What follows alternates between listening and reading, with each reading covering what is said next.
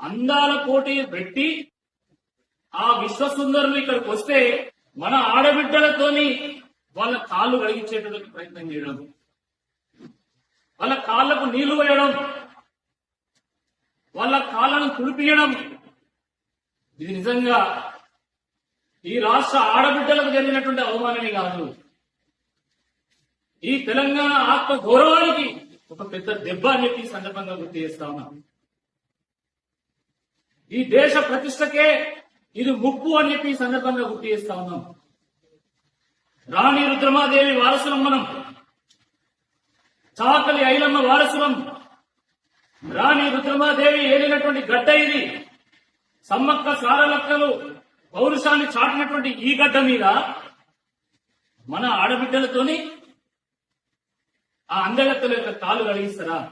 వాళ్ళ కాలు తుడిపిస్తారా? అభివృద్ధికి, ఆత్మ గౌరవానికి ప్రత్యామ్నాయం అభివృద్ధి కూడా కాదు అని నినదించి ఆత్మ గౌరవం కోసం ప్రాణాలను సైతం త్యాగం చేసినటువంటి గడ్డ ఈ వీర తెలంగాణ.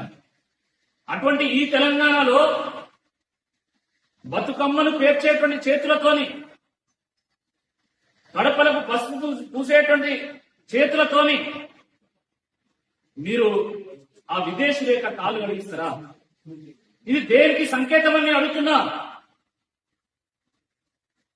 స్వతంత్రం వచ్చి 75 ఏళ్లు గడిచినా, తెలంగాణ సాధించుకొని 10 ఏళ్లు గడిచినా ఇంకా బానిస మనస్తత్వం ఈ కాంగ్రెస్ వాళ్ళకు పోవడం లేదు.